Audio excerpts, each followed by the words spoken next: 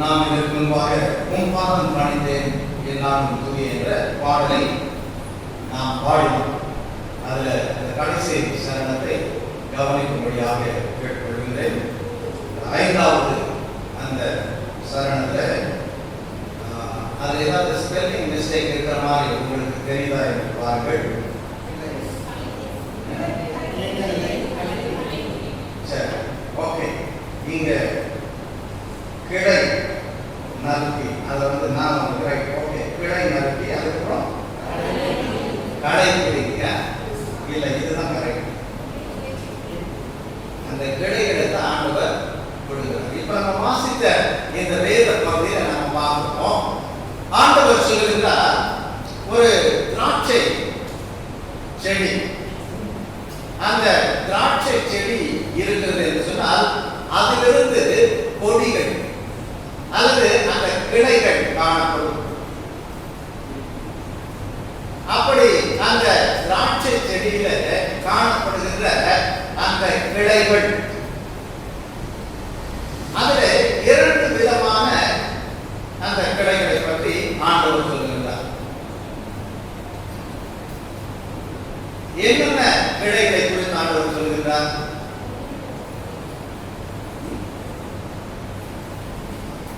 நாம் வேத வசனங்களை வாசிக்கும் பொழுது கவனிக்க வேண்டும். Right, okay. இதுல ஒன்று கனி கொடுக்கின்ற கிளை, இன்னொன்று கனி கொடுக்காத கிளை. ஒரே செடியில எப்படி கனி கொடுக்கிற கிளையும் கனி கொடுக்காத கிளையும் இருக்கும் என்று நாம் எண்ணலாம். ஆனால் சில நேரங்களில அந்த திராட்சை தோட்டங்களில நாம் பார்க்கும் பொழுது அங்கே அவர்கள் கத்திரிக்கோள் அல்லது ஏதாவது எடுத்து அந்த கிளைகளை நறுக்கி போடுவதை நாம் பார்க்கிறோம்.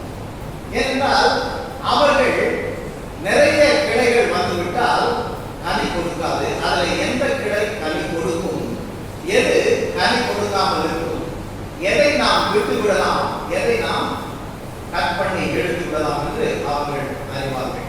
எனவே ஒரு சில கிளைகளை பார்க்கும் பொழுது அதை கட் பண்ணி இது கொடுக்காது, கனி கொடுக்காது என்று அதை கட் பண்ணி போடுவார்கள். எதற்காக அவற்றை கட் பண்ணி போடுகிறார்கள் என்று சொன்னால், கனி கொடுக்கின்ற அந்த கிளைகள் என்ன செய்ய வேண்டும்? கனி கொடுப்பதோடு அதிகமான கனி கொடுக்க வேண்டும். இது இருந்தால், இந்த கிளைகள் இருந்தால் அது கொஞ்சம் அந்த செடியினுடைய சாரத்தை சத்தை உறிந்து கொள்ளும். ஆனால் அது கனி கொடுக்காது. அது சத்தை உறிந்து கொண்டால் கனி கொடுக்கின்ற கிளைகளுக்கு சத்து போவது குறைந்துவிடும். எனவே குறைந்த கனிகளை தான் கொடுக்கும். எனவே இதை அகற்றிவிட்டால் இது மிகுந்த கனிகளை கொடுக்கும் என்று சொல்லுகிறார். நம்முடைய ஆண்டவர் எப்பொழுதுமே நேரடியாக காரியங்களை சொல்லுவது இல்லை. ஏன் இந்த செடியை பற்றி, திராட்சை செடியை பற்றி அவர் சொல்லுகின்றார்? அவருக்கு வேற வேலை இல்லையா? சரி, சீஷர்கள் கூப்பிட்டு அந்த திராட்சை செடியை பற்றி அவர் சொல்றதுக்கு என்ன காரணம்? அதுவும் இந்த திராட்சை செடியை அவர் சொல்லிவிட்டு, யார் இந்த திராட்சை செடி என்று கேட்டால் அவர் என்ன சொல்றாரு? நான் தான் திராட்சை செடி. எனவே அவர் நாம் திராட்சை செடி, அந்த கிளைகள் யார்? நீங்கள் தான் அப்படின்னு சொல்றார். எனவே தனக்கும் தன்னுடைய பிள்ளைகளுக்கும் தனக்கும் தன்னுடைய சீடர்களுக்கும் உள்ள தொடர்பை காண்பிப்பதற்காக அங்கே ஒரு செடியை எடுத்து அவர் சொல்லுகிறார். எனவே அவர் தன்னுடைய பிள்ளைகள் தன்னோடு கூட இருந்தால்தான் அவர்கள் கனி கொடுக்க முடியும். எனவே அவர் சொல்லுகிறார், நீங்கள் என்னிலே நிலைத்திருங்கள், என்னை அல்லாமல் உங்களால் ஒன்றும் செய்ய முடியாது. என்னிடத்தில் இருந்து உங்களை துண்டித்து எடுத்து வைத்து விட்டால் நீங்கள் கனி கொடுக்க முடியாது. ஏனென்றால் நான் தான் உங்களுக்கு அந்த சாரத்தை என்னிடத்திலிருந்து தான் நீங்கள் பெற்றுக்கொள்ள முடியும். எனவே கனி கொடுக்கவில்லை என்று சொன்னால் நிச்சயமாக நீங்கள் நீங்கள் வெட்டி எரியப்படுவீர்கள். உங்களுடைய நிலைமை என்னவாகும்? அந்த வெட்டி எரிஞ்சதெல்லாம் என்ன செய்வாங்க? சேர்த்து நெருப்பை போட்டு எரித்து விடுவார்கள். எனவே கனி கொடுத்தால் நல்லது, கனி கொடுக்கவில்லை என்றால் இதுதான் என்று அவர் சொல்லுகிறார். எனவே ஆண்டவரே, நாங்கள் உண்மையில் இருக்கின்றோம், நாங்கள் உம்முடைய பிள்ளைகளாய் இருக்கின்றோம், நாங்கள் கனி கொடுக்கிறோம் என்று நாம் சொல்ல முடியுமா? அல்லது கனியற்ற வாழ்க்கை, பிரயோஜனம் இல்லாத ஒரு வாழ்க்கை தான் வாழ்ந்து கொண்டிருக்கிறோமா? இன்னும் அநேக இடங்களில் வேதத்தில் பார்ப்பீர்கள் என்று சொன்னால், மனிதனுடைய வாழ்க்கையை பார்க்கும் பொழுது ஆண்டவர் இந்த மரம், செடி, கொடி போன்ற இந்த தாவரங்களை வைத்து அவர் சொல்லுகிறார். ஒரு மனுஷன் எதற்காக ஒரு மரத்தை நடுகிறார் என்று சொன்னால், அது என்ன செய்ய வேண்டும்? கனி கொடுக்க வேண்டும். நம்ம நிறைய பேர் சொல்றோம் இல்லையா, பிரயோஜனமற்ற பிள்ளைகள் இருப்பார்கள் என்று சொன்னால், அல்லது உதவாக்கரை பிள்ளைகள் இருப்பார்கள் என்று சொன்னால் பெற்றோர் என்ன சொல்லுவாங்க? உன்னை பெற்றதுக்கு பதிலா அல்லது உன்னை பெற்று வளர்த்ததுக்கு பதிலா ஒரு தென்னை மரத்தை வச்சிருந்தா அது இளநீராவது எனக்கு கிடைக்கும். ஒரு இளநீருக்கு கூட பெருமாள் இல்லாத ஒன்றை வச்சுக்கிட்டு பிரயோஜனமற்ற பிள்ளைகள் என்று சொல்லுவதை போல மனிதர்கள் ஒரு மரத்தை அவர்கள் சொல்கிறார்கள். அதை போல ஆண்டவர் சொல்லுகிறார், ஒரு மரம் இருந்தது, அந்த மரத்தை நட்ட அந்த தோட்டத்துக்கு சொந்தக்காரன் பார்க்கிறார், இது பழம் தர வேண்டுமே, கனி காணப்பட வேண்டுமே என்று பார்க்கிறார். பழம் இல்லை, கனி இல்லை. சரி, இந்த வருஷம் போட்டோம், அடுத்த வருஷம் இது கனி கொடுக்கும் அப்படின்னு பார்த்து அடுத்த சீசன், ஒவ்வொரு பழத்துக்கும் சீசன் உண்டு இல்லையா? மாம்பழம்னா ஒரு சீசன்ல தான் வரும், எப்பவுமே நம்ம போய் பார்க்க முடியாது. அதே போல சரி, அடுத்த சீசன்ல இதுல பழம் இருக்கும்னா அடுத்த வருஷம் பார்க்கிறாரு, இல்லை. எனவே அவர் என்ன தீர்மானம் எடுக்கிறார்? இது இனிமே பழமே இது கொடுக்காது, கனியே இது வராது அப்படின்னு சொல்லி அந்த தோட்டக்காரனை கூப்பிட்டு அவர் என்ன சொல்றாரு? இதை வெட்டி போட்டுருப்பாங்க. ஏன் அது இருந்துட்டு போட்டோம், எதுக்காக வெட்டுறது? அவர் சொல்றாரு, இது ஏன் நிலத்தை கேட்கும், வீணா நிலத்திலிருந்து சாதத்தெல்லாம் இது உருவிக்குது, ஆனா கனி கொடுக்கவில்லை, வெட்டி போட்டுருவோம் அப்படின்னு சொல்லி சொல்றாரு. தோட்டக்காரன் சொல்றாரு, ஒருவேளை நீங்க பணம் கொடுத்திருக்கலாம், இந்த கண்ணை வாங்கி நட சொல்லி இருக்கலாம், அல்லது நீங்களே நட்டு இருக்கலாம். ஆனா நான் தானே தினந்தோறும் அதுக்கு பயன்படுத்தேன். அது கொஞ்சம் கொஞ்சமா வளர்ந்து வளர்ந்து வரும்பொழுது நான் தானே பார்த்து இன்னும் கொஞ்சம் வேகமா வளரட்டும், நல்ல புஷ்டியா இருக்கணும்னு சொல்லி ஒத்தி ஏறு போட்டேன். நானும் அதைத்தான் எதிர்பார்த்து தண்ணீர் பாய்ச்சி எரு போட்டு இது வளர்ந்து வருவதை பார்த்து கொண்டுதானே இருக்கின்றேன். சுலபமா நீங்க சொல்லிக்கின்ற வெட்டி போட்டு விடுங்கள். ஏன் இன்னும் கொஞ்சம் நாம் காத்திருக்க கூடாது? எனவே நான் என்ன செய்ய போகிறேன்? ஒருவேளை அதுக்கு எரு அல்லது ஸ்ட்ரென்த் சரியா பத்தல போகிறேன், நான் இன்னும் கொஞ்சம் நன்றாக பொருத்தி எடுத்து இன்னும் அதிகமாக இருக்கும்போது நிச்சயமா அது கனி கொடுக்கும் அப்படின்னு சொல்லி வெட்ட வேண்டாம் அவர். எனவே நாம் கனி கொடுத்தாலும் கனி கொடுக்கவில்லை என்று சொன்னாலும் தேவன் இரக்கம் உள்ளவர். கனி கொடுக்கவில்லை என்று சொல்லி தேவன் நம்மை அகற்றி விடவில்லை, நம்மை தூக்கி எரிந்து விடவில்லை. கனி கொடுக்கும் என்பதை அவர் உணர்ந்து இன்னும் நம் மீது இரக்கமாயிருந்து இன்னும் நமக்கு ஆசீர்வாதங்களை கொடுத்து கொண்டே இருக்கிறது. ஒருவேளை பெற்றோர் சொல்லலாம், நீ உதவாக்கிற, உன்னால் பிரயோஜனம் இல்லை என்று சொல்லலாம். தேவன் சொல்லுகிறார், இல்லை, பிரயோஜனம் இல்லை என்று நான் உன்னை கட் பண்ணி தூர எரிந்து போவதில்லை. நீ எனக்கு பிரயோஜனமாக இருக்கத்தான். எனவே நான் உன்னோடு கூட இருந்து உன்னை ஆசீர்வதிக்கின்றேன் என்று தேவன் சொல்லுவோம். நாம் சொல்ல முடியுமா? நாம் பிரயோஜனம் உள்ளவர்கள். யாருக்கு பிரயோஜனமாய் நாம் வாழ்ந்து கொண்டிருக்கின்றோம்? கர்த்தருக்குள் நாம் நிலைத்திருந்தால் கனி கொடுப்பவர்களாக நாம் இருப்போம். எனவே நம்முடைய வாழ்க்கை தேவனை மகிமைப்படுத்துவதாக இருக்க வேண்டும். எனவே இயேசு கிறிஸ்து அதை சொல்லும் பொழுது நீங்கள் கனி கொடுக்கிறவர்களாக இருக்க வேண்டும் என்று சொன்னால் என்னில் நிலைத்திருக்க வேண்டும். அவர் எப்படி சொல்கிறார் என்று சொன்னால், நாம் எப்படி பிதாவில் இருக்கின்றேனோ அதை போல நீங்கள் என்னில் இருக்க வேண்டும்.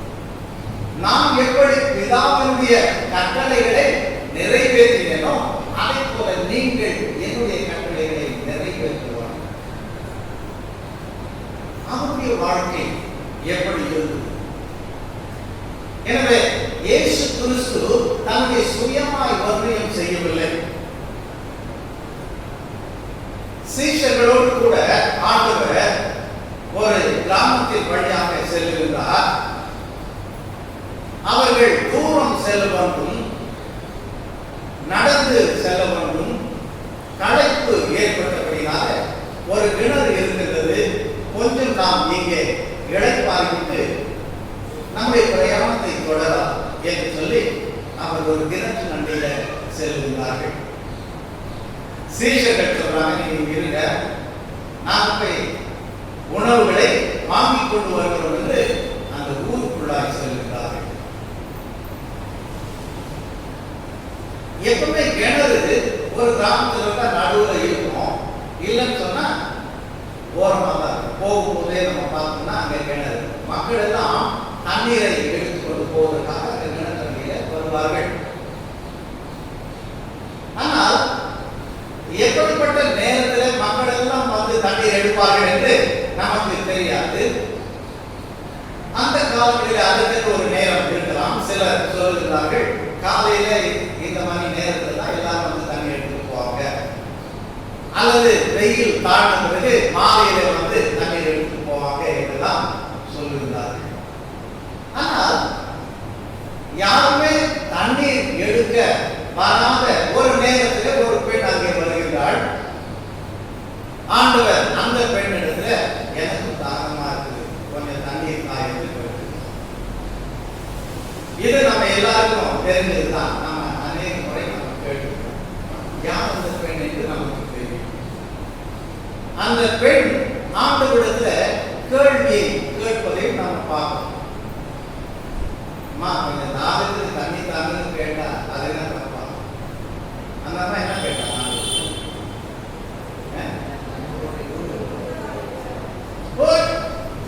நீ ஒரு யூதன், நீ என்கிட்ட வந்து எப்படி தண்ணி கேட்கலாம்? இந்த தண்ணி கேட்கறதுக்கு கூட எல்லாரும் பார்த்து எந்த நம்ம வேலைக்கார பொண்ணு இருக்குது, இல்லைன்னு எந்த குலத்தை சேர்ந்தவங்க, எந்த ஊருக்காரங்க அப்படின்னு பார்த்தா தண்ணி கேட்பாங்க.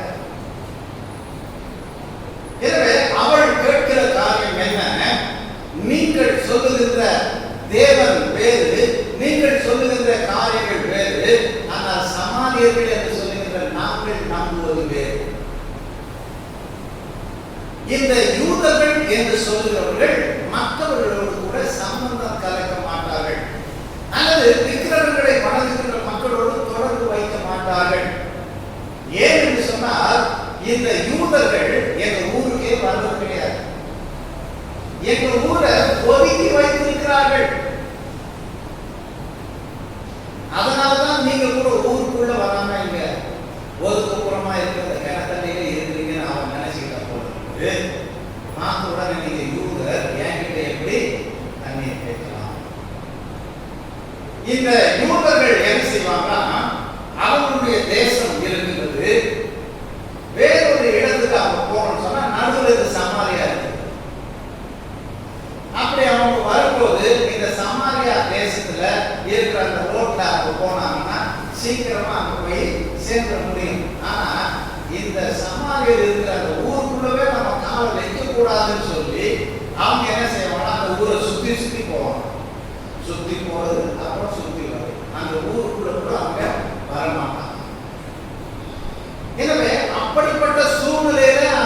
பெண் ஆண்டவரிடத்துல கேட்கிறா, முதல்ல யூதர், நீ எங்களோட சம்பந்தம் கலவாத, நீ எப்படி எனக்கு தண்ணி கேட்கலான்னு கேட்கிறா.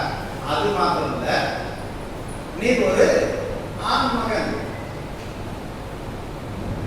இப்ப மாதிரி அல்ல, அந்த காலங்களில் அவர்கள் முக்காடிட்டுக் கொண்டு போவார்கள், வெளியில அவ்வளவாய் வரமாட்டார்கள், வெளியில யாரோடும் பேசவும் மாட்டார்கள். ஆனா நீ என்னப்பா என்கிட்ட வந்து இந்த நேரத்தில் கேட்கிற? சீஷர்கள் வராங்க, வந்த அவங்களுக்கு ஒரு ஆச்சரியம். அவங்களுக்கு என்ன ஆச்சரியம்? ஏசப்பாவை பார்த்தா பொண்ணுங்களை பேசி இருக்கிறாரு. அவங்க என்ன சொல்லுவோம், இன்னும் இவர் பொண்ணுங்களை பேசிட்டு இருக்கிறாரு. ஏனென்றால் அவர்கள் அப்படி பெண்களோடு சகஜமாக வெளியிடங்களில் பேசுவதை தவிர்ப்பாங்க. எனவே அப்படி அந்த பெண்ணிடத்தில் ஆண்டவராகிய இயேசு கிறிஸ்து தண்ணீரை கேட்கிறார். கேட்டு அவர் சொல்லுகிறார், இந்த தண்ணீரை குடிச்சா நீ கொடுக்கிற தண்ணி குடிச்ச தாகம் இருக்கும், நான் கொடுக்கிற தண்ணி குடிச்ச தாகம் இருக்காதுன்னு சொல்லி தன்னை பற்றி, மேசியாவை பற்றி, ரட்சகரை பற்றி அவளுக்கு சொல்லுகிறார். எனவே அப்படி அங்கே அந்த இடத்துல அவர்கள் சொல்லும் பொழுது அவர்கள் அந்த இடத்திலிருந்து உணவை மாற்றிக் கொண்டு வருகிறார்கள். சில நேரத்தில் நம்ம கதை மாத்திரம் கேட்போம், ஆனா கதை எதுக்காக சொன்னாங்கன்றத மறந்து. எனவே இல்லஸ்ட்ரேஷன் ஏதாவது சொன்னா என்ன சொன்னாரு பாஸ்டர் அப்படின்னா, இன்னைக்கு கழுத கதை சொன்னாரு, இன்னைக்கு சாமானிய பெண்ணுடைய கதை சொன்னாரு அப்படின்னு அந்த கதையெல்லாம் சொல்லுவோம். ஆனா எதுக்காக அதை சொல்றாருன்றத கவனிக்கிறதே இல்லை. இப்ப நானே இந்த கதையை இன்ட்ரெஸ்டா சொல்லிட்டே வரும்போது எதுக்கு அந்த கதையை சொன்ன எனக்கு மறந்து போகுது. அங்கே உணவை வாங்கி கொண்டு வரும் பொழுது ஆண்டவர் என்ன சொல்றாரு?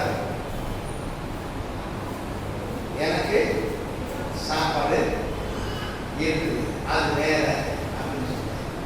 சீஷர்கள் நினைக்கிறாங்க, இப்பதானே நாம சாப்பாடு வாங்க போவோம், இப்பதானே வாங்கிட்டு வரோம், இதுக்கு முன்னாடி யாராவது சாப்பாடு கொண்டாந்து கொடுத்துருப்பாங்களோ அப்படின்னு அவங்களுக்கு எண்ணம். ஆனா ஏசப்பா என்ன சொல்றாரு? எது அவருக்கு சாப்பாடு? பிதாவினுடைய சித்தம் செய்வது. பிதாவினுடைய சித்தம், தேவனுடைய விருப்பம் என்ன, அவனுடைய சித்தம் என்ன, அதை செய்யறதுதான் எனக்கு சாப்பாடு. இதெல்லாம் எனக்கு தேவையில்லை. எனவே உணவை காட்டிலும் முக்கியமாக அவர் என்ன செய்கிறார் என்று சொன்னால், தேவனுடைய விருப்பம் என்ன, சித்தம் என்ன, அதை செய்யணும். எனவே ஆண்டவர் தேவனுடைய சித்தத்தை தான் செய்ய இந்த உலகத்தில் வந்தார். இந்த உலகத்துக்கு அவர் வந்து சிலுவையில மறிக்க போகிறார். அப்ப கூட ஆண்டவர் என்ன சொல்றாரு?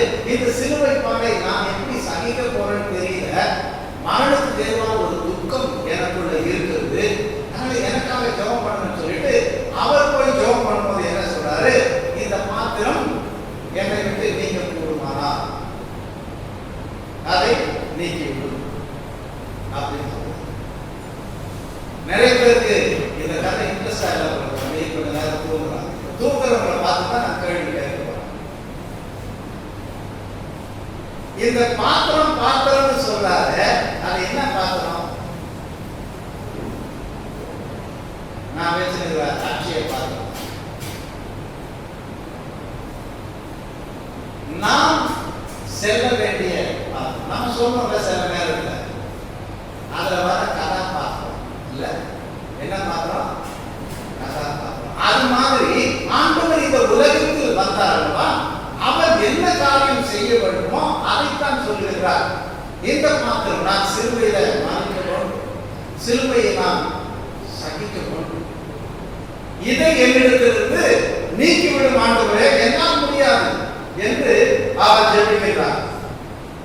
3 முறை அதையே சொல்லி ஜெபிக்கிறார். ஆனாலும் என்னுடைய விருப்பம் இது, ஆனால் என்னுடைய சித்தம் அல்ல, உன்னுடைய சித்தம் நிறைவேறட்டும். நான் நினைக்கிறது நடக்கக்கூடாது, நான் இதை நினைத்தாலும் உனக்கு எது பிரியமோ, உன்னுடைய சித்தம் எதுவோ அது நிறைவேறட்டும் என்று சொல்லி உன்னுடைய சித்தம் ஆகப்பட்டது என்று தன்னை அவர் ஒப்புக்கொடுக்கின்றார். எனவே நாம் ஆண்டவரை போல அவருடைய பிதா எதற்காக இந்த உலகத்தில் அனுப்பினாரோ அதை நிறைவேற்ற தன்னை ஒப்பு கொடுத்ததை போல தேவன் நம்மை தெரிந்து கொண்ட அந்த பாத்திரங்களாக நாம் வாழ நம்மை அர்ப்பணித்திருக்கின்றோமா?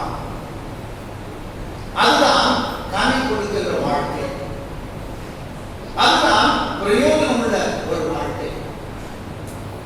அப்படி நாம் வாழும் பொழுது தேவனுடைய நாமம் மகிமைப்படும். எனவே அவர் கனி கொடுக்கத்தக்கதாக அந்த கிளைகளை எல்லாம் நறுக்கி என்ன செய்கிறாராம்? என்ன செய்கிறார்? சுத்தம் செய்கிறார் இல்லையா? அது கிளீன் பண்ணி கொடுக்கிறார். அப்ப இங்க வாசிக்க கேட்ட இந்த வசனங்கள்ல ஆண்டவர் சொல்றாரு, நம்மளெல்லாம் அவங்க சுத்திகரிக்கிறார். நமக்கு எந்த இடையூறும் பிரச்சனையும் வராதபடி நம்மை சுத்தம் செய்கின்ற தேவன் அப்படின்னு பார்க்கிறோம். எதனால அவர் சுத்தம் செய்தன்னு சொல்றார்? என்னுடைய வார்த்தைகள், நீங்க என்னுடைய வார்த்தைகளை கேட்டிருக்கீங்க இல்லையா? என் வார்த்தையினால நீங்கள் சுத்தமாக்கப்பட்டிருக்கிறீர்கள். 3ஆம் வசனம் வாசிக்க பார்க்கலாம்.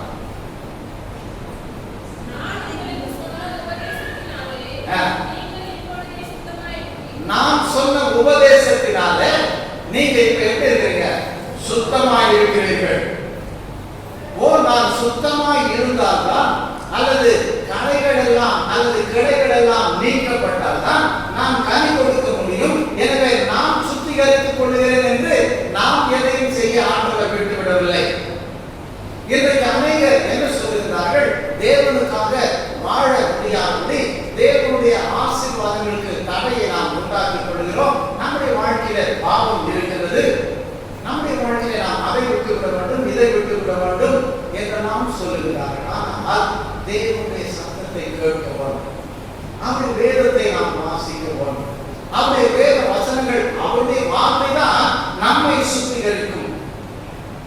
எனவே இந்த வேத வசனத்தை நாம் வாசிக்காமலே நாம் சுத்தமாய் விடுவேன் என்று நாம் ஜெபிக்க செல்லலாம் அல்லது மற்ற காரியங்களுக்கு செல்லலாம்.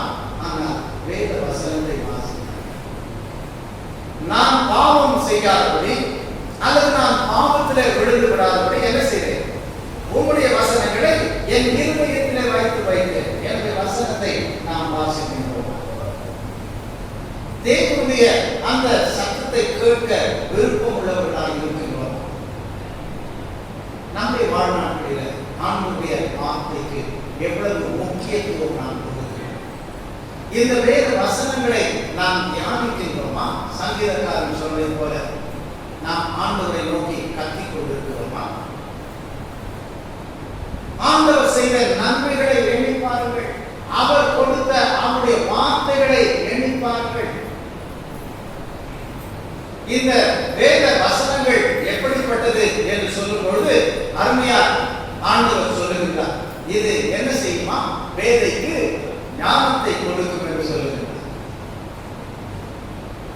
இதை நீ வாசிக்கும் பொழுது அது உன்னுடைய பாதைக்கு வெளிச்சத்தை கொடுக்கும், தீபமாய் இருக்கும் என்று சொல்லுகிறார். இருளிலே நடக்கிறவர்களை போல இடரை விட மாட்டீர்கள், என் வேத வசனம் உங்களை வழிநடத்தும் என்று சொல்லுகிறார். இந்த வசனம் நம்மை உடவிட்டு பொன்னாக விளங்க செய்யும் என்று சொல்லுகிறார். 1000 பொன் வெள்ளியை பார்க்கிலும் நீ விளங்கின, நீ சொன்ன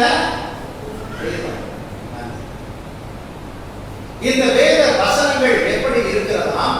கர்த்தருடைய பிள்ளைகளுக்கு தேனிலும் தேனிலும் மதுரமாய் இருக்கிறது. எனவே இந்த வார்த்தைகளை நாம் வாசிப்பது மாத்திரமல்ல, அதை தியானிக்கும் பொழுது இரவும் பகலும் தியானிக்கிற மனுஷன் பாக்கியவான். எனவே நாம் வேத வசனத்திற்கு முக்கியத்துவம் கொடுத்திருக்கிறோமா? நாம் தேவனுக்குள் கிறிஸ்துவுக்குள் இருக்கின்றோமா? அவர் நமக்குள் இருக்கின்றாரா? நான் உங்களுக்குள் இருக்கிறேன் என்று சொல்கிறாரே, அவருடைய வசனம் நம் உள்ளத்தில் இருக்கின்றதா? அவருடைய வசனத்தை நாம் வாசிக்கின்றோமா? அதைத்தான் ஆண்டவர் சொல்லுகிறார். ஒரு பிள்ளை என்று பிறந்து விட்டால் அந்த பிள்ளைக்கு வேத வசனத்தை சொல்லிக் கொடுக்க வேண்டும்.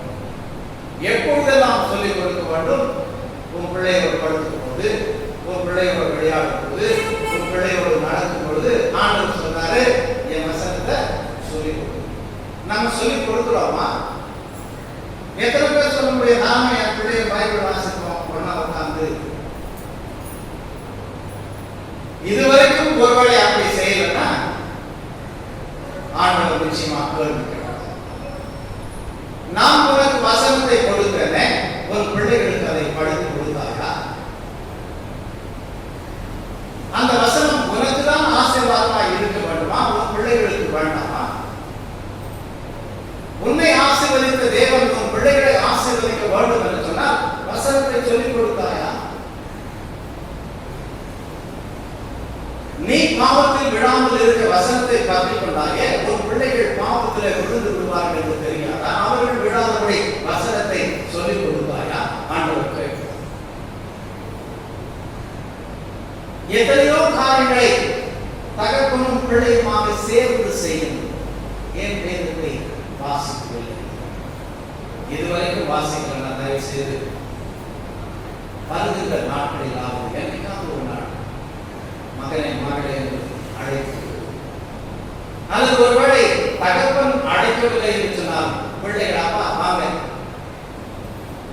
என்று வேதத்தை நாம் வாசிக்கும் பொழுது கர்த்தர் நம்முடைய குடும்பத்தை கட்டுகிறார். அவருடைய வேத வசனத்துக்கு நாம் இடம் அளிக்கும் பொழுது கர்த்தர் நம்மை மாத்திரமல்ல நம் பிள்ளைகளை ஆசீர்வதிக்கிறார். நம்ம சொல்றோம் பைபிள் படி படி, எப்ப பாரு செல்போனையே நோண்டி இருக்கு. ஏன் கொஞ்ச நேரம் நம்ம பிள்ளைகளுக்கு சமைச்சு சாப்பாடு போடுறோம், அதுக்கு துணிமணிகளை துவைச்சு கொடுக்குறோம், எவ்வளவு நேரம் அந்த பிள்ளைகளுக்கு செலவு பண்றோம்? சில பேருக்கு டைம் போகலன்னு சொன்னாங்க, என்ன பண்ணுவாங்க? தாய்மார் அப்பாவை சொல்றதுனா அப்பாவுக்கு மாத்திரம் இல்லை, அம்மாவுக்கும் அந்த கடமை உண்டு. நேரம் போன கவனிங்க அப்படி கூப்பிட்டு நிறைய பேசி ஈவு பேர் எப்படி இருக்கு பாருங்க, ஈட்டி விடுறேன் அப்படின்னு அது மாத்திரம் இல்லாமப்பா அப்படின்னு சொல்லி இன்னைக்கு இந்த ஸ்டைல குடி, அதுக்கு அடுத்த ஸ்டைல குடி அப்படின்னு தலையை விடுறது, அலங்காரம் பண்றது, இதெல்லாம் செய்யணும். ஆத்துமாவுக்கு தேவையான வசனத்தை எப்ப மாதிரிலாம் பைபிள் படிக்கலாம். இது உங்களுக்கு தெரியுமா? நம்ம சொல்லி கொடுக்குறோமா?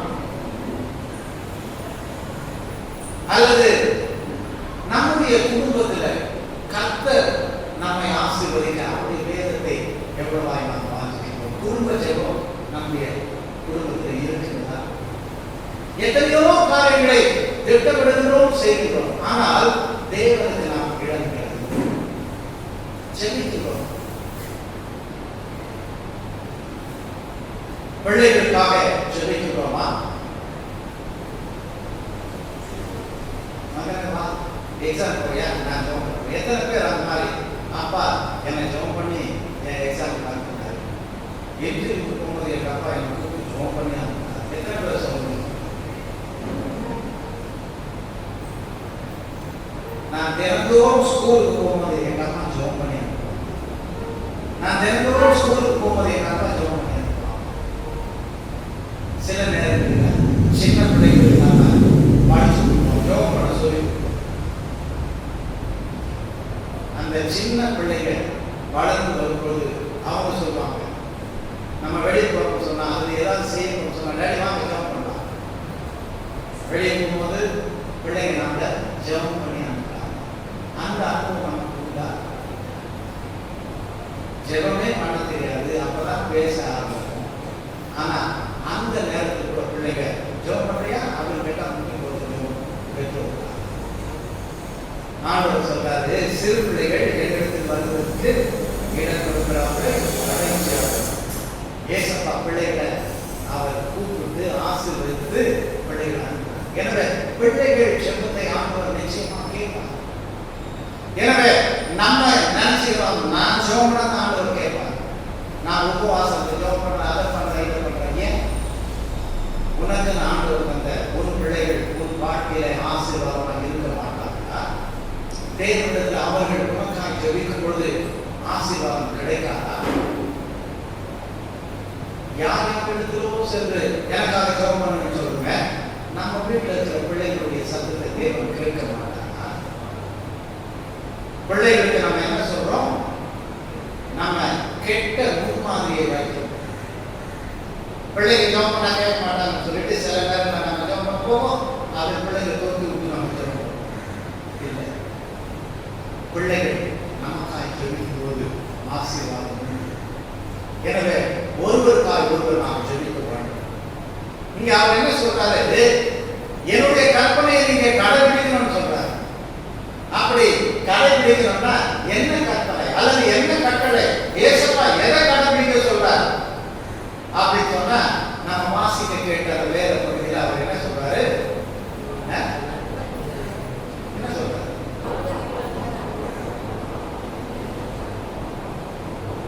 நம்ம இந்த வெள்ளிக்கிழமை பைபிள் ஸ்டடிக்கு வந்தவங்க கரெக்டா சொல்றாங்க. ஏன்னு சொன்னா நாங்க அந்த 1 யோவான் எழுதின நிருபத்தை தான் நாங்க இப்ப தியானிச்சுட்டு வரோம். அதுலயும் அவர் சொல்றாரு ஆண்டவருடைய கற்பனை என்னன்னு சொன்னா அது ஒன்றும் புதுசு இல்லை, நீங்க கேட்டதுதான் அப்படின்னு சொல்லிட்டு புதுசா உங்களுக்கு இருக்கலாம். அது என்னன்னு சொன்னா தேவனிடத்துல நீங்க அன்பு கூறணும், அதே மாதிரி அவருடைய பிள்ளைகளிடத்திலும் அன்பு கூற வேண்டும். இங்க அதான் சொல்றாரு, நீங்கள் ஒருவருக்கு ஒருவர் அன்பாய் இருக்க வேண்டும். குடும்பத்திலேயே நம்ம ஒருத்தர் மேல ஒருத்தர் அன்பு செலுத்துறேன்னா நம்ம எப்படி சொல்ல முடியும்? ஆண்டவருடைய கற்பனையை நான் கடைபிடிக்கிறேன்னு நீங்க சொல்லணும். ஏசப்பா சொல்றாரு ஒருவருக்கு ஒருவர் அன்பாய். அந்த அன்பை தேவன் நம்ம உள்ளத்தில் அவர் தருகிறார். ஆவியானவர் நமக்கு கொடுக்கப்படும் போது அந்த ஆவியின் கனியில முதலாவது என்ன சொல்லப்படுகிறது? அன்பு. எனவே அந்த அன்பு மற்றவர்களிடத்திலே நாம் அன்பு பாராட்டுகிறவர்களாக இருக்கிறோம். அதுதான் கனி கொடுக்கிற வாழ்க்கை. நீ அன்பு பாராட்டாமல் பகை பாராட்டுவாய் என்று சொன்னால் தேவனுடைய பிள்ளையாக தேவ ஆவியினால் நடத்தப்படுவதில்லை, மாம்சத்தினால் நீ நடத்தப்படுகிறாய். எனவேதான் அந்த கலாத்திற்கு எழுதின நிருபத்தில் மாம்சத்தின் கிரியைகள் என்ன, ஆவியுடைய கனி என்ன என்பதை அவர் தெளிவாக சொல்கிறார். எனவே இந்த நாளில் நாம் தேவன் என்னில் நீங்கள் நிலைத்திருக்க வேண்டும் என்று சொல்கிறார். அதிலும் முக்கியமாக சொல்வது என்ன, நாம் உங்களில் நிலைத்திருக்க வேண்டும், அதற்கு நீங்கள் இடம் அளிக்க வேண்டும். நீங்கள் என்னிலே நிலைத்திருந்தால் மிகுந்த கனி கொடுக்கிறீர்கள், அதனால் பிதாவானவர் மகிமைப்படுவார். ஆனால் சிறு பிள்ளைகளிடத்தில் நாம் பார்க்கும் பொழுது சிறு பிள்ளைகள் எது இருந்தாலும் அதை கையில் எடுத்து வச்சுக்கணும். ஒருவேளை அது கலர்ஃபுல்லா இருக்குன்னு சொல்லி வேஸ்ட் பேப்பரா இருக்கலாம், அல்லது இப்ப கலர்ஃபுல்லா பட்டாசு நம்ம வெடிக்கலாம் ஏதாவது இருக்கலாம், அல்லது ஷார்ப்பான கத்தி அது மாதிரி ஏதாவது இருக்கலாம். பிள்ளைங்க எது இருந்தாலும் அதை தூக்கி எடுக்கும். அதை தான் கேட்ட மாதிரி என்ன சொல்லுது? அதாவது இதை கொடுக்குறேன், அதை கொடுத்து அப்படின்னாலும் தராது. நல்லதை நம்ம கொடுத்துட்டு அது உனக்கு ஏதாவது பாதிக்க விடாத கொடுத்துருந்தாலும் கொடுக்காது. கட்டியை விட்டு ரெண்டு பாதிச்சு வச்சுக்கிட்டு. அதே போலதான் நம்முடைய வாழ்க்கையில் கூட நாம் பாடினோம், இந்த பாரதத்தின் சொந்தக்காரர் அவர் என் சொந்தக்காரர். எனவே நாம் ஆண்டவருக்கு சொந்தமானவர்கள்.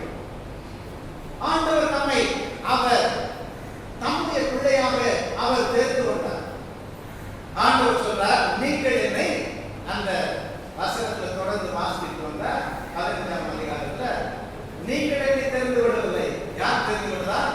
நான் உங்களை தெரிந்து கொண்டேன். எனவே ஆண்டவரால் தெரிந்து கொள்ளப்பட்ட பிள்ளைகளாக நாம் இருக்கிறோம் என்று சொன்னால் கனி தருகிற பிள்ளைகளாக நாம் இருக்கிறோம், அன்பு பாராட்டுகிற பிள்ளைகளாக இருப்போம். இது என் வாழ்க்கை, நான் எனக்கு தான் என்று சொல்லி சொல்லாமல் நான் கர்த்தருடைய, நாம் இயேசுவுக்கு சொந்தக்காரன். நான் இந்த உலகத்தின் சொந்தக்காரன் அல்ல. இந்த உலகம் பொல்லாதவருக்குள் இருக்கிறது, இந்த உலகம் சாத்தானுக்குள்ளாக பாவத்திலே விழுந்து கிடக்கிறது. நானும் அந்த உலகத்தில் தான் பாவத்திலே பிறந்தேன். ஆனால் தேவன் அந்த பாவமான சூழ்நிலையிலிருந்து என்னை அவர் பிரித்து எடுத்து விட்டார். நான் தேவனுடைய பிள்ளை. அவர் என்னை மீட்பதற்காக, என்னை அவர் சொந்தமாக்கிக் கொள்வதற்காக இலவசமா என் பிள்ளை ஆண்டவர் நம்மை ஏற்றுக்கொள்ளவில்லை. நீங்களும் நானும் அவருடைய சொந்தக்காரர்களாக அவருடைய பிள்ளைகளாக மாறும்படி தன்னையே சிலுவையில பலியாக ஒப்புக் கொடுத்தார். தன்னுடைய ரத்தத்தை சிந்தினார். தன்னுடைய உயிரை ஜீவனை கொடுத்தார். எனவே சுலபமாக அவர் நம்மை சம்பாதித்து விடவில்லை. தன்னையே பலியாக கொடுத்து அவருடைய பிள்ளைகளாக நம்மை மாற்றி இருக்கிறாரே, எப்படிப்பட்ட தேவன்! நம்மை விலையேற பெற்றவராக அவர் காணுகிறபடினால்தான் இந்த ஒரு ஆத்துமா நரகத்திலே சென்று விட்டால் எனக்கென்ன வருகிறது நம்மை துச்சமாய் எண்ணி நம்மை விட்டு விடாமல் ஒவ்வொருவருக்காக அவர் மரணத்தை ருசி பார்த்தார் என்று சொல்லப்பட்டதை போல எனக்காக இந்த மரணத்தை எனக்காக பலியம் எனக்காக ரத்தம் சிந்தினார். உங்கள் ஒவ்வொருவருக்காக அவர் சொல்லுகிறார், நான் உன்னை பெயர் சொல்லி அழைப்பேன் என்று சொல்லுகிறார். நீ என்னுடையவன், நீ என்னுடையவன் என்று ஆண்டவர் சொல்லுகிறார். ஆம் ஆண்டவரே, நாம் எனக்கு சொந்தமானவன் அல்ல, நான் உமக்கு சொந்தமானவன் என்று எத்தனை பேர் நாம் சொல்ல முடியும். எனவே நாம் தேவனுடைய பிள்ளைகளாய் இருப்போம் என்று சொன்னார். நாம் அவருக்காக நம் நேரத்தை அர்ப்பணித்து, ஆண்டவரே உன் வேத வசனத்தின் மூலமாக என்னோடு பேசும், உன்னுடைய வேத வசனம் என் பாதைக்கு தீபமாக இருக்கு. எத்தனை பேர் நாம் சொல்லிக்கிறோம், ஆண்டவராகிய இயேசு கிறிஸ்து எப்பொழுதுமே ஜெபிக்கிற மனிதனாக அவர் காணப்பட்டார். அவர் நிறைய ஊழியங்களை செய்து கொண்டிருக்கிறார். ஏராளமான மக்கள் அங்கே வருகிறார்கள். பிசாசினால் பிடிக்கப்பட்டவர்கள், நல்ல விதமான வியாதிகள், எல்லோரும் அவரிடத்தில் வருகிறார்கள். ஆண்டவர் அவர்களை சுகமாக்குகிறார். இரவு எல்லோரும் போய்விட்டாலும் அவர் அடுத்த நாள் காலையில எழுதுவதனை அவர் தனிமையான ஒரு இடத்துக்கு சென்று சீஷர்கள் தேவை எங்கே இயேசு எங்கே இயேசு எதற்காக தேடுகிறார்கள்? இன்னும் நிறைய பேரை சிக்காலத்தில் கொண்டாந்து வச்சுட்டாங்க. நேற்று மாதிரி இன்னைக்கும் அவர் சுகமாக்க வரும் அப்படின்னு. ஆனால் எங்கும் தேடி காணவில்லை. ஆண்டவரை தேடிக்கொண்டு போனால் அவர் ஊருக்கு வெளியே தனிமையாக. ஆண்டவர் இந்த மக்களை சுகமாக்குவதுதான் எனக்கு வேலை என்று அவர் இருக்கவில்லை. சுவிசேஷத்தை மற்ற இடங்களுக்கும் சொல்ல வேண்டும். அதுக்காக தான் நீங்க வந்தேன். எப்பொழுதும் ஜெபித்து சுவிசேஷத்தை அறிவிக்க தன் பணிகளெல்லாம் முடிந்த பிறகு சீஷர்களை அழைத்து அக்கறைக்கு போவோம் பாருங்கள் சொல்றாரு. ஆனால் அவர் மாத்திரம் தனியா மலை மேல இருந்து ஜெபம் பண்ணி கொண்டிருக்கிறார். எனவே எப்பொழுதும் அவர் ஜெபிக்கின்றவராக இருக்கின்றார். ஆண்டவரை நோக்கி பார்க்கிறவராக இருக்கின்றார். இவங்களுக்கு உணவு இல்லை அப்படின்னு சொல்லும் போது யாருக்கிட்ட சாப்பாடு இருக்கு பாருங்கன்னு சொல்றாரு. ஒரு சின்ன பையன் கிட்ட கொஞ்சம் சாப்பாடு இருக்குது, அதை கொண்டாந்து ஆண்டவர் என்ன சொல்றாரு? ரைட், நான் இதை ப்ளஸ் பண்றேன் கொடுங்கன்னு சொன்னாங்க. மேல பார்த்து ஜெபம் பண்ணி கொடுக்கிறார். எனவே எப்பொழுதும் அவர் இரவும் பகலும் ஜெபிக்கிறவராக அவர் காணப்பட்டார். சிலுவையை தொகுப்பு கொடுக்கிறார். அவர் ஆண்டவரை சொல்லி கூப்பிட்டார், ஜெபித்தார். எனவே நம்முடைய வாழ்க்கையில ஜெபத்திற்கு இடம் உண்டா? நாம் தேவனிடத்தில் தொடர்புள்ளவர்களாக இருக்கின்றோமா? நம்மை தேவன் ஜெபிப்பதற்காகத்தான் தெரிந்து கொண்டிருக்கிறார். தொடர்பற்றவர்களாக, தேவனோடு நாம் உறவு இல்லாதவர்களாக துண்டித்து எரியப்படுகின்ற கிளைகள் அல்ல, அவரோடு நிலைத்து வாழுகிற பிள்ளைகள். அவருடைய ராஜ்யத்தை கட்டும்படிக்காக தேவன் நம்மை அழைத்திருக்கிறார். அவருடைய ஊழியத்துக்காக ஜெபிப்பதற்காக தேவன் நம்மை அழைத்திருக்கிறார். நாம் ஜெபக்கூட்டங்களுக்கு வருகிறோமா? நம்முடைய குடும்ப ஜெபம் நடைபெறுகிறதா? அல்லது சபையிலே உள்ளவர்கள் நாம் இல்லத்துக்கு வந்து ஜெபிக்கின்றார்களா? ஜெபத்திற்கு நாம் இடம் அளித்திருக்கிறோம். ஒருவேளை இதுவரைக்கும் இல்லை என்று சொன்னார். நிறைய வீடுகள் நீங்க யார் கூட ஜெபம் பண்ணுவீங்கன்னு கேட்டா முதல்ல அவங்க என்ன சொல்லுவாங்க? யார் கூட ஜெபம் பண்ணணும்? முதல்ல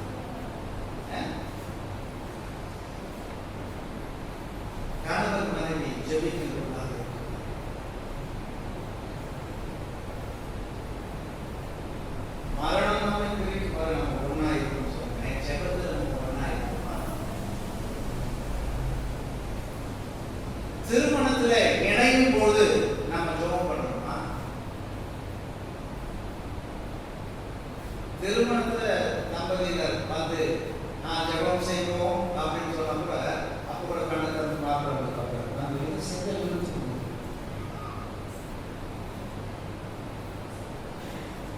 ரெண்டு பேரும் கண்ணு மூடி ஜெபம் பண்றது அரிதான காரியம். வசனத்திற்கு நம்ம இடம் கொடுக்கிறோமா அப்படின்னு பார்த்தா வசனத்தை நம்ம பைபிளை எழுதிட்டு வந்தது.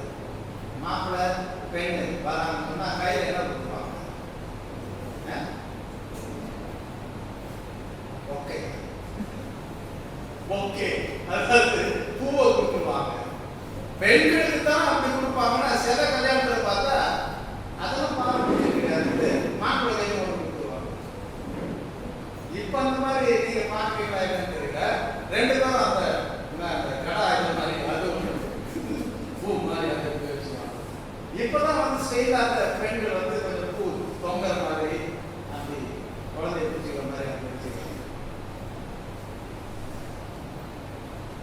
ஆனா பைபிள் கொண்டாந்து இருக்கிறீங்களா அப்படின்னு பார்த்தா நமக்கு திருமணம் நடக்கும்போது ஆண்டவருடைய வசனத்தை நம்ம கேட்கணும். முதல்ல நானும் என் மனைவியும் கேட்கிற சத்திய வசனம் முதல்ல ஆலயத்துல முன்னாடி என் அப்பா கூட அம்மா கூட அல்லது சகோதர சகோதரிகளோட குடும்பத்தோட வந்துருந்தேன். இப்ப நான் தனி குடும்பம், நானும் என் மனைவியும் இப்போ ஆண்டவருடைய வேதத்தை கேட்க போறோம் சொல்லி பைபிள் எடுத்து போறோமா?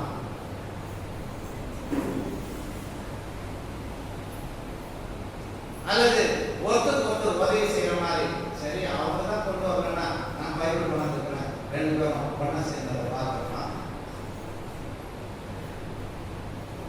எனவே வேதத்திற்கு நாம் எப்பொழுது முக்கியத்துவம், ஒருவேளை திருமணத்துக்கு பைபிள் கொண்டாடாம இருந்தாலும் அல்லது கணவன் மனைவியா இது வரைக்கும் நான் பைபிள்லாம் வாசித்ததான் கிடையாது அப்படின்னு சொன்னாலும் இனிமேலாம்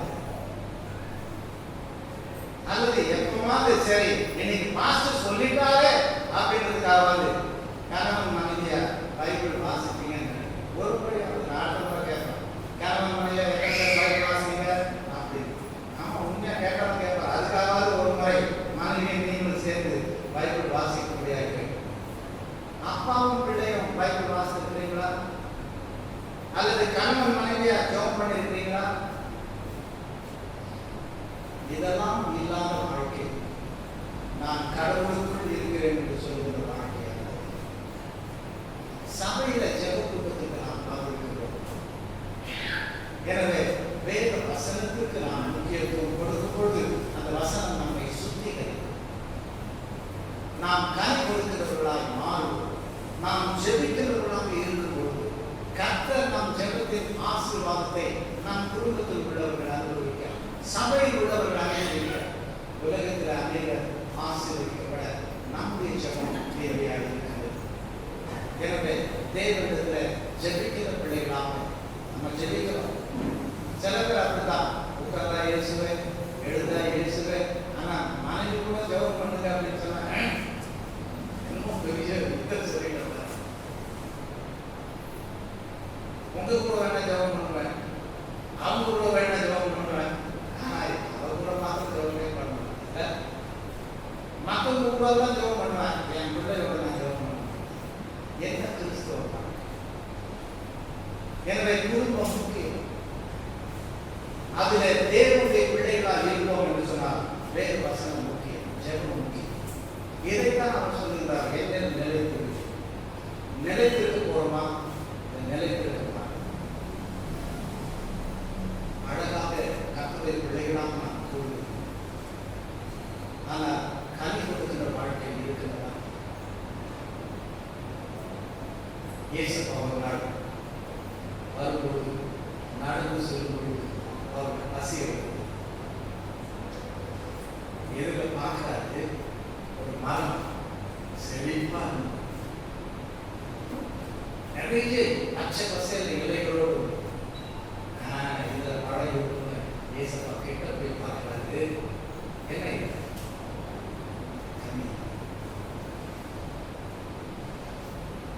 என்னையே ஏமாற்றுகின்ற அளவுக்கு உன்னுடைய தோற்றம் இருக்கிறது, நானே ஏமாந்து போனேன் என்று சொன்னால் நீ யாரைத்தான் ஏமாற்றினான்? சொல்றாரு, இனி யாரையும் நீ ஏமாத்த கூடாது.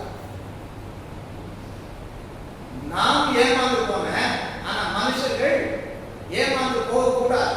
அதனால அவர் என்ன செஞ்சார்?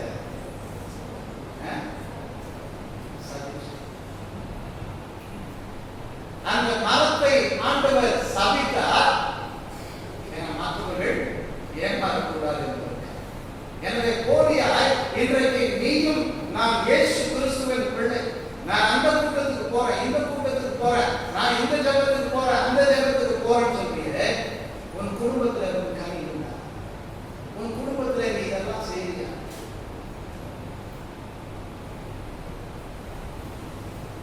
ஒரு நாள் நான் என் மகன் உபவாசம் செய்றீங்களா? பிள்ளைகளுக்கு கஷ்டம், ஆமா நான் உபவாசம் இருக்கலாம், செய்யலாம். எனவே நாம் என்ன செய்து கொண்டிருக்கின்றோம்? போலியான வாழ்க்கை, கனி கொடுக்கிற வாழ்க்கையை போல காட்சி அளித்துக் கொண்டிருக்கிறோம். ஒருவேளை அந்த மரத்தை தேவன் சபித்து வைப்போம், அல்லது தேவன் கனி கொடாத கிளைகளை நறுக்கி எரிந்து விடுவதை போல இன்றைக்கு நம்மோடு செயல்படுவார் என்று சொன்னார். நம்முடைய நிலைமை என்னவா?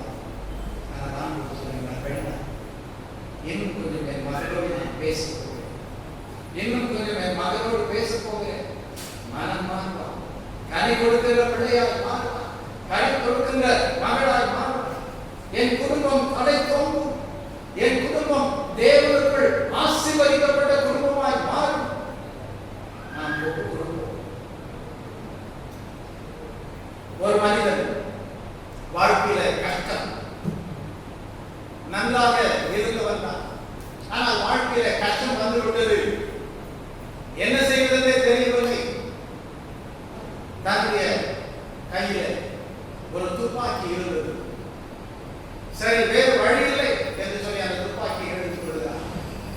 நேராக அருகாமையில் இருந்த பேங்க்கு போய் அந்த துப்பாக்கி காண்பித்து எல்லோரையும் விரட்டி விட்டு அந்த பேங்க்ல இருந்து பணத்தை கொள்ளையடிக்கிறார். கொள்ளையடித்துக் கொண்டு அவன் வந்து விட்டார். ஆனால் போலீஸ் அவனை பிடிக்கிறது. அவன் கொள்ளையடித்த பணம் எவ்வளவு என்று பார்க்கும் பொழுது ஒருவேளை அது 60,000 அல்லது அந்த லிமிட் தான் இருக்கும் நினைக்கிறேன். ஏதோ ஒரு தொகையை அவன் கொள்ளையடித்துக் கொண்டு வந்து விட்டான். அப்ப அங்கே அவனை விசாரித்து நீதான் கொள்ளையடித்தான்னு கேட்டு அவனை சிறைச்சாலையில் தள்ள வேண்டும் என்று விசாரணை நடக்குது. அப்ப அவங்க எந்த துப்பாக்கியை அவன் பயன்படுத்தினான் அப்படின்னு சொல்லி அந்த துப்பாக்கியை பார்க்கிறான். பார்த்தா அந்த துப்பாக்கி மிக விலை உயர்ந்த ஒரு துப்பாக்கி அவன் வைத்து. இவன் கொள்ளை அடிச்சது 60,000 அப்படின்னு சொன்னா அது 6 லட்சம் அல்லது 6 கோடி போகும் பொழுது ஏன் சொன்னா ஒரு பெரிய துப்பாக்கி தயாரிக்கின்ற நிறுவனம் ஒரு சில துப்பாக்கிகளை மாத்திரம் பிரத்யேகமாய் தயாரிப்பார்கள். அதன் மதிப்பு அதிகம். எனவே அதுக்கப்புறம் அந்த மாதிரி துப்பாக்கி வந்ததே இல்லை, ப்ராடக்டே நிறுத்திட்டாங்க. எனவே அதனுடைய விலை எவ்வளவோ அதிகம். எனவே அப்படிப்பட்ட விலையேற்பட்ட துப்பாக்கியை இவர் வச்சுக்கிட்டு கொஞ்சம் மரத்தை கொள்ள அடிச்சுமாங்க. அதை விட அந்த துப்பாக்கியை கொடுத்ததுல ஏராளமான பணம் அவனுக்கு கிடைச்சு. நான் அதை அவருக்கு தெரியும். எனவே ஆசீர்வாதத்தின் பிள்ளைகள் நாம். ஆசீர்வாதத்துக்காக தேவன் நம்மை கலந்த வேதத்தை கொடுத்திருக்கிறார். நம்மை நேசிக்கின்ற தேவன் கேடுகள் கொடுக்கப்படும் என்று சொல்லுகிறார். ஜெபம் நம்மை பெரிய மனிதர்களாக வேதத்தை வாசிக்கும் பொழுது நாம் சுத்திகரிக்கப்படும். ஆனால் வேத வாசிக்கும் ஜெபமும் இல்லாத வாழ்க்கை எதற்கு? எனவே நான் மாத்திரம் பைபிள் படிப்பேன், ஜெபிப்பேன், என் கணவரை பற்றிய பிள்ளைகளை பற்றிய எனக்கு அக்கறை இல்லை என்று சொல்லுவோம் என்றால் பிள்ளைகளுடைய சரீரத்திற்காக உணவை கொடுக்கலாம், உடலை கொடுக்கலாம், படிப்பை கொடுக்கலாம், எல்லாம் கொடுக்கலாம். அந்த ஆத்துமாவுக்கு நீ செய்ய வேண்டிய காரியத்தை செய்யாமல் விட்டுவிட்டால் என்ன நடக்கும்? எனவே ஆண்டவர் சொல்லுகிறார், நீ உன் பிள்ளைகளுக்கு உத்தரவாதம் கொடுக்கணும்.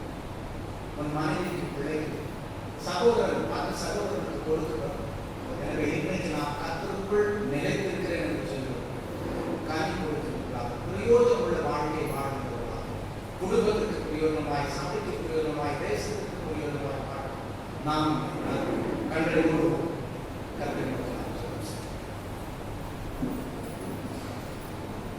பரிசுத்தமுடைய பரலோக பிதா, ஆசீர்வாதமான ஆராதனை கனி கொடுக்கிற பிள்ளைகளால் உண்மையில் நிலைத்திருக்க நாங்கள் எங்களுக்கு சொந்தமானவர்கள் அல்ல, உமக்கு சொந்தமானவர்கள்.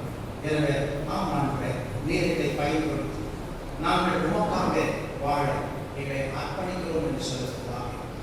இப்பொழுது இந்த வார்த்தைகளை கேட்ட ஒவ்வொரு பிள்ளைகளும் வேத வசனத்தை வாசித்து தியானித்து தங்களை பரிசுத்தப்படுத்திக் கொள்ள வேண்டும். சென்று ஆண்டுகிற தங்கள் குடும்பத்திற்கும் ஆசீர்வாதமாக இருக்க தன்னுடைய மனைவியோடு கணவர்களோடு ஆண்டுகிற பிள்ளைகளோடு ஆண்டுகிற தேவனே ஒவ்வொரு குடும்பத்தில் உள்ளவர்களும் ஆண்டுகிற வேதத்தை வாசித்து ஜெபித்து திருச்சபையிலே நடைபெறுகிற ஜெப கூட்டங்களிலே வந்து ஜெபித்து ஆசீர்வாதத்தின் பிள்ளைகளாக கனி கொடுக்கிற பிள்ளைகளாக இருக்க ஒவ்வொரு பிள்ளைகளையும் கர்த்தரை ஆசீர்வதிக்க சொல்லிக்கிறோம். எங்கள் மீண்டும் அருமை ரட்சகமாக இயேசு கிறிஸ்துவின் நன்றி செலுத்தி ஜெபிக்கிறோம். எங்கள் ஜீவனோட